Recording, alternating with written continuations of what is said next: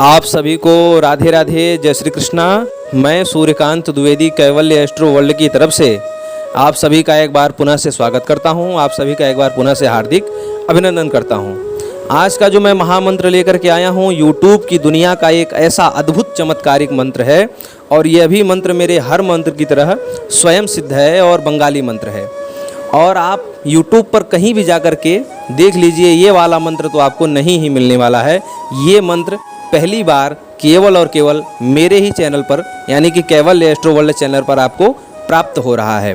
और इस मंत्र का कितना चमत्कार है आप लोग उसको पहले समझिए। ये मंत्र आपको कहाँ कहाँ पर प्रयोग में आ सकता है।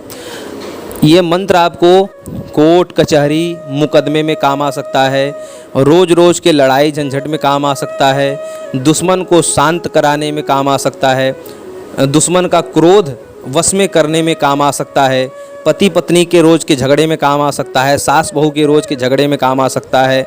ये जो मंत्र है ये आपको मुकदमा जिता सकता है, चुनाव जिता सकता है, वाद विवाद में आपको जिता सकता है, कहीं भी आपकी प्रतियोगिता हो रही हो जहाँ पर जीतना हो आपको वहाँ पर जिता सकता है। ये मंत्र काम क्या करता है पहले आप इसको समझ लीजिए। बंगाल में इसको कहते हैं भूलकी मंत्र। बंगाल में इस मंत्र का जो टाइटल है और इस मंत्र की जो संज्ञा है वो है भूलकी।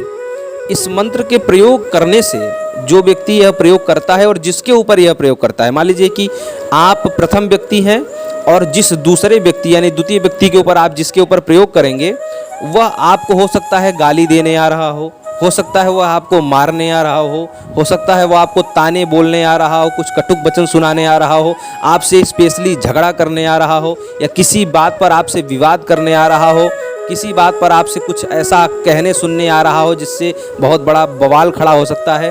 तो यह मंत्र अगर 3 बार, 1 बार 2 बार 3 बार अगर उसके तरफ देखते हुए आपने फूंक मार दिया तो उसका क्रोध शांत हो जाएगा। और सिर्फ क्रोध ही नहीं शांत होगा, वह आपसे प्यार से बात करेगा, वह आपसे उल्टा माफ़ी मांग के जाएगा।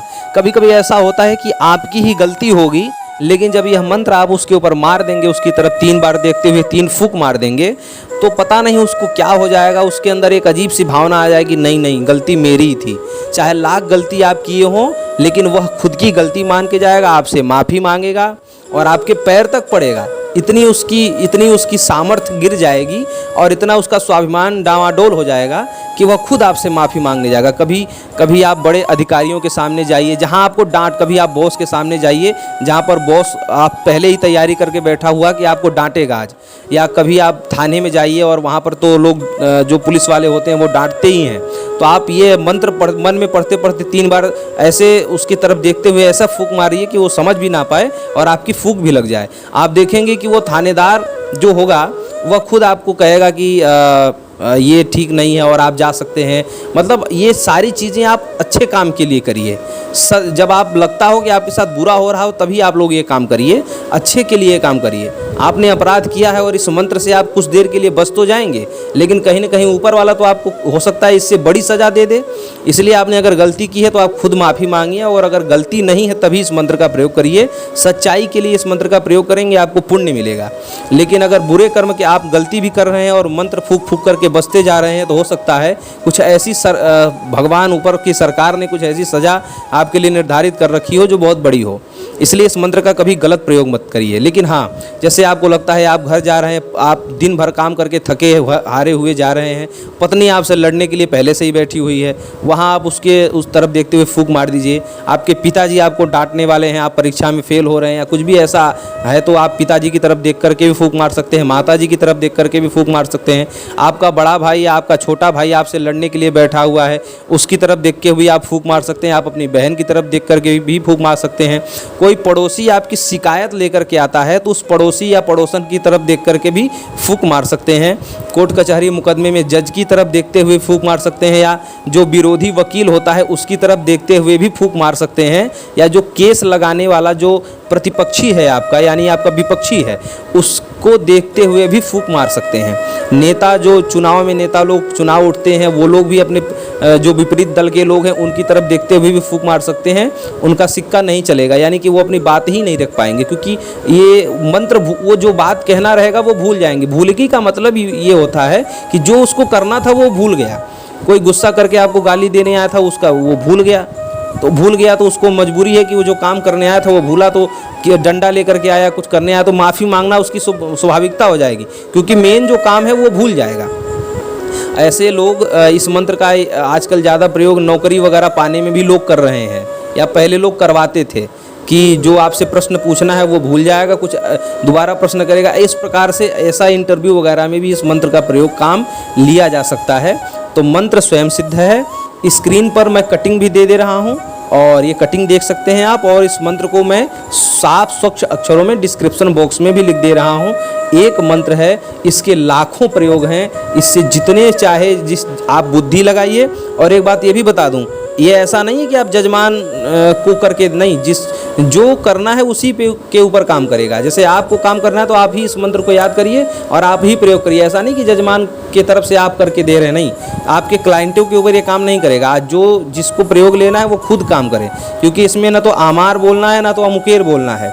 मंत्र सीधा सीधा है, जैसा मंत्र है वैसा ही 3 बार, एक बार पढ़िए फूंक मारिए, दोबारा पढ़िए फूंक मारिए, तिबारा पढ़िए फूंक मारिए। हाँ, लेकिन बात यह है कि वो आदमी सामने होना चाहिए, वो आदमी आपको देखता है कि नहीं, वो आदमी आपके ऊपर नज़र टिकाए है कि नहीं, इससे मतलब नहीं है। आपकी नज़र और आपकी पूरी भावना और आपका जो पूरा दिल है, दिमाग है, वो उसके ऊपर टिका हुआ होना चाहिए। और मात्र 3 बार मंत्र पढ़ के फूंक मार दीजिए। भूलगी का मंत्र है, सब कुछ भूल जाएगा। और इंसानों के ऊपर तो ये प्रयोग होता ही है।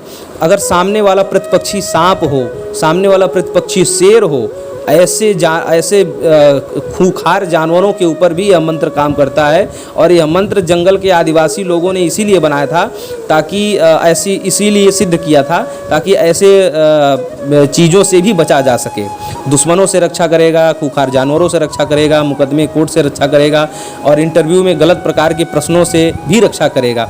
तो यहाँ तक कि जो परीक्षा में अब मैं कितनी इसकी बातें बताऊँ, मैं अब ज़्यादा नहीं बताऊँगा, बस आप लोग इतना समझ लीजिए कि भूलगी का मंत्र है। और मुझे हंसी भी आ जा रही है, क्योंकि मैं जानता हूँ इसके कितने प्रयोग हैं।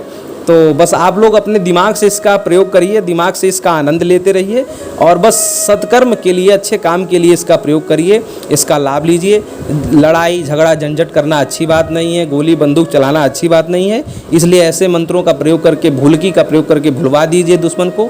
इतने से बहुत सारा आप लोगों का वातावरण सुरक्षित रहेगा, आप लोग सुरक्षित रहेंगे, सब लोग सुखी रहेंगे।